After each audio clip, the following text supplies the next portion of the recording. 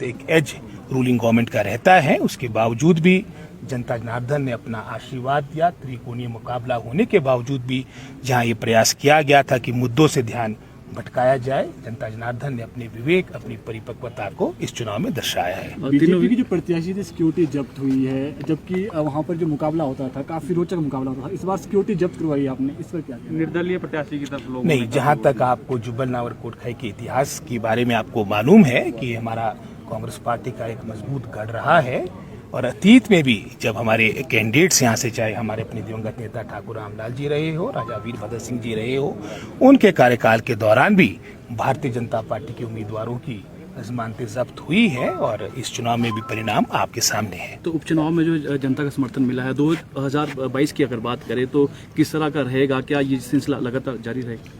जहां तक इस उपचुनाव की बात है, मेरा ये मानना है, ये जनता जनार्दन के सामने सारी बातें स्पष्ट थी कि जो कार्यकाल रहेगा मात्र कुछ महीनों का रहेगा। जुब्बल नावर कोटखाई की प्रबुद्ध जनता जनार्दन ने आने वाले भविष्य को देखते हुए, आने वाले मैं समझता हूँ समय को देखते हुए, क्योंकि 2022 को मात्र कुछ वर्ष भी मैं कहूँगा नहीं, अपना जनमत दिया है। अतीत में किस पार्टी ने कार्य किया, अगर आप वर्तमान सरकार की कार्यकाल की बात करेंगे, 4 वर्ष तक ये सब मैं समझता हूँ कुंभकर्णी नींद सोई हुई थी।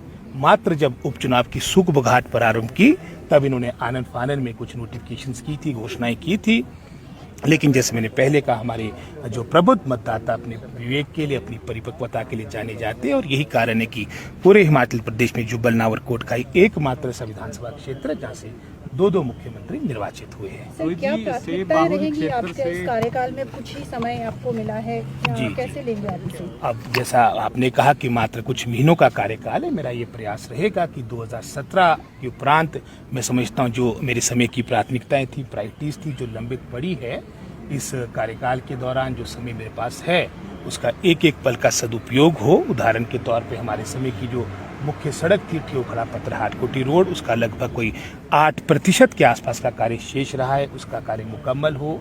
मेरे समय की जो आपकी DPRs थी सड़कों की, वो आज तक लंबित पड़ी है, उसकी स्वीकृति प्राप्त हो।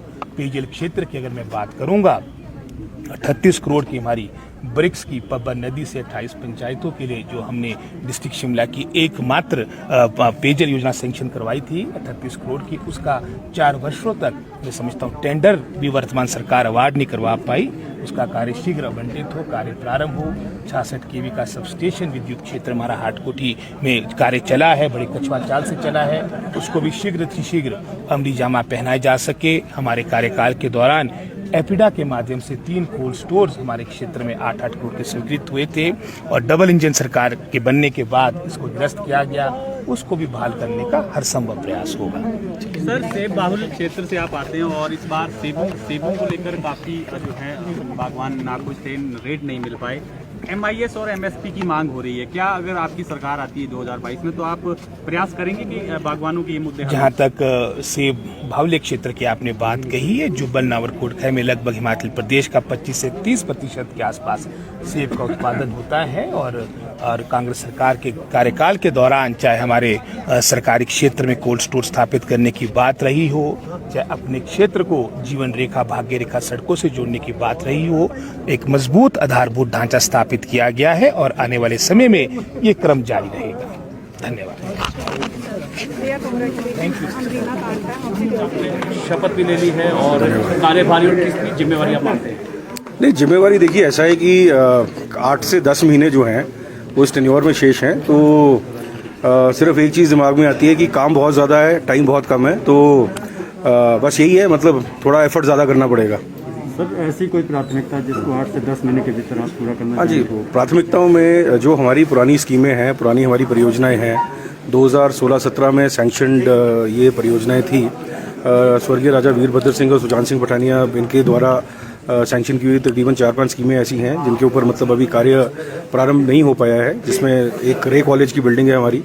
अगर आप देखें, अगर हम ये मान के चलते हैं कि युवा जो है वो देश का भविष्य है और भविष्य अगर रेंटेड अकोमोडेशन से अगर अपनी क्लासेस चला रहा है तो वो हमारे लिए काफ़ी मतलब नालायकी वाली बात है, तो उस बिल्डिंग का कार्य जो है वो चालू करवाना एक प्राथमिकता रहेगी। उसके अलावा फतेहपुर के अंदर हमारा एक मिनी सचिवालय है, वो भी 2016-17 से पेंडिंग काम है उसका, वो चालू करवाना है। तीसरा कम्युनिटी हेल्थ सेंटर हमारा राजा का तालाब वाला रेंटेड प्रेमिसेस से चल रहा है, एक धनेटी चुरूड़िया की वाटर सप्लाई की स्कीम है, एक डूग चुरूड़ी की हमारी सड़क और डूग खड़ के ऊपर पुल है। तो ये 5-6 परियोजनाएं हैं जिनको प्रायोरिटाइज करके इनको कंप्लीट करने की कोशिश करेंगे, क्योंकि ज़्यादा चीज़ों में हाथ डालने की कोशिश करी तो कुछ भी नहीं हो पाएगा। सर, समर्थन की बात करें, चारों सीटों की बात करें, लोकसभा और विधानसभा का कांग्रेस को समर्थन मिला है, जनता ने कांग्रेस को यहाँ पर चुना है, क्या कहेंगे? नहीं, देखिए, भावनात्मक मुद्दे जो होते हैं वो सिर्फ एक टाइम तक रहते हैं, ठीक है। अब भावनात्मक मुद्दों में बहकर हो सकता है 1 या 2 बार वोट जो है वो भाजपा को बढ़ गया हो, लेकिन जब मैं महिलाओं की बात करता हूँ, जब वो तड़का लगाने जाती हैं ना आज, तो उनके साथ डिस्कशन करके यही सामने आया कि पहले जी ऐसे करके सरसों के तेल की बोतल का ढक्कन खोला जाता था, कड़ाटी में उसको ऐसे पलटा जाता था और खुला एक तड़का लगाते थे। आज एक कड़छी में वो तेल को राशन करके फिर उसका तड़का लगाया जाता है, क्योंकि 74 रुपये की बोतल आज जो 240 रुपये की बिक रही है। तो भावनात्मक मुद्दे एक समय तक चलते हैं, उसके बाद रोजी रोटी की बात आ जाती है, रोजगार की बात आ जाती है, महंगाई की बात आ जाती है, और वही वो जो है वो सामने आया है। आपको क्या लगता है कि तड़का बीजेपी को लग गया उसका, जो महंगाई का? नहीं, ये तड़का तो अभी लगना है, ये ट्रेलर है। तड़का ये बेसिकली 2022 के लिए मैंडेट है, और मेरे हिसाब से अभी भी देखिए, जैसे ही आपका रिजल्ट आया अगले दिन 10 रुपये जो है वो आपकी एक्साइज कम कर दी। मेरा ये मानना है एक्साइज में भी 23 रुपये का और जो है वो एक स्कोप है। सन 2014 में डीजल के ऊपर एक्साइज 3 रुपये थी, जो अभी भी शायद 27 या 28 रुपये है। तो 10-15 रुपये जो है डीजल के ऊपर और एक्साइज का वो हो सकता है। सबसे बड़ी बात जो है, एक फूड सिक्योरिटी आपका जो इसमें आपका एसेंशियल कमोडिटीज एक्ट है। एसेंशियल कमोडिटीज एक्ट को मॉडिफाई किया गया था किसान बिल 3 को उसको अकोमोडेट करने के लिए, जिसमें भंडारण की क्षमता के बारे में बताया गया है। जैसे ही उसमें से आपने तेल और आपने दालें और आपने इसको बाहर निकाला, प्याज और आलू को, इनकी कीमतें जो है बढ़नी स्टार्ट होगी, क्योंकि एसेंशियल कमोडिटीज एक्ट जो है वो काला बाजारी को रोकने के लिए एक एक्ट बनाया है। अब आपने खुली छूट दे दी कॉर्पोरेट को कि जितना आप जो है सरसों खरीद सकते हैं वो खरीद के आप भंडारण उसका कर लीजिए। तो आप देखिए, सरसों की रिकॉर्ड प्रोडक्शन हुई है, और सरसों की डिमांड जो सरसों के तेल की है वो ऑलमोस्ट स्टैटिक है।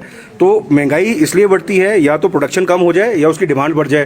प्रोडक्शन बढ़ी है, डिमांड स्टैटिक रही है, उसके बावजूद तेल जो है 70 रुपये से लेके 240 रुपये का गया है। तो ये काला बाजारी नहीं है तो और क्या है? तो ये सारी की सारी सरकार के द्वारा जो स्पॉन्सर्ड ये महंगाई की जो स्कीम्स हैं, वो जनता समझ रही है धीरे धीरे इनको। थैंक यू जी। अपनी जीत का श्रेय उन सभी को देता हूं, और साथ में जो मुद्दे रहे 4 वर्ष के कार्यकाल में, जो भारतीय जनता पार्टी की सरकार का जो कार्यकाल रहा, उसमें जो अनदेखी अर्की विधानसभा क्षेत्र की हुई, मुख्य मुद्दे जैसे महंगाई एक बहुत बड़ा मुद्दा था, और बेरोजगारी बहुत बड़ा मुद्दा है, और इसके अलावा जो स्थानीय मुद्दे जो हैं, वहाँ पर जो स्थानीय भारतीय जनता पार्टी के नेता और जो प्रत्याशी थे वो डिलीवर करने में नाकाम रहे और सत्ता सुख भोगने में ज़्यादा समय व्यतीत किया। तो ये सब इन सब का जो आज परिणाम सामने है कि आज जनादेश जो कांग्रेस को मिला है, और आज मैं विधायक बनकर जो है यहाँ पर पहुँचा हूँ। इस जीत का श्रेय जो है समस्त जनता को, जो अर्की के मतदाता हैं, उनको देता हूँ। सर, 1 साल से कम का समय बचा है, ऐसे में आपकी प्राथमिकताएं क्या रहेगी जिन्हें आप समय रहते पूरा करना चाहेंगे? अगस्त माह में माननीय मुख्यमंत्री महोदय ने अर्की विधानसभा क्षेत्र का दौरा किया था, और उसमें घोषणाएं करके आए थे वो। मेरा ये प्रयास रहेगा कि वो जो घोषणाएं करके आए हैं उनको मैं पूरा करवाने का प्रयास करूंगा, ताकि लोगों को उनका लाभ मिल सके। और ये इसलिए भी ज़रूरी है क्योंकि लोकतंत्र में जो हमारे राजनेताओं का जो एक विश्वास, जो जनता का उनके ऊपर विश्वास होता है, विश्वास ही एक ऐसी कड़ी है जो आम मतदाता को राजनेताओं के साथ जोड़े रहता है। तो अगर सार्वजनिक मंच से इस तरह से महत्वपूर्ण पद पे, जो मुख्यमंत्री के पद पे होते हुए कोई झूठी घोषणाएं करे, तो एक विश्वास टूटता है, और उस विश्वास को कायम रखने का प्रयास के लिए मैं ये कोशिश करूँगा कि जो घोषणाएं करके आए हैं उनको वो पूरा करें।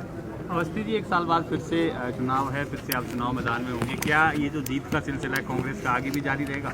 बिल्कुल बिल्कुल, ये आगाज़ है, ये आधारशिला, ये नींव रखी गई है 2022 के आम चुनाव के लिए, और आने वाले 2022 के आम चुनाव में एक इमारत बनेगी, एक तस्वीर बनेगी, जो आज जो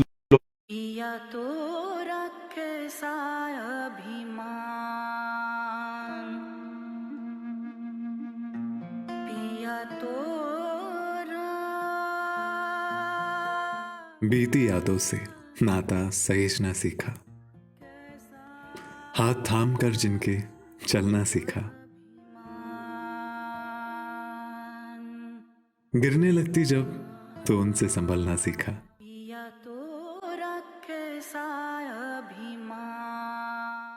उनकी डांट से खुद को तराशना सीखा।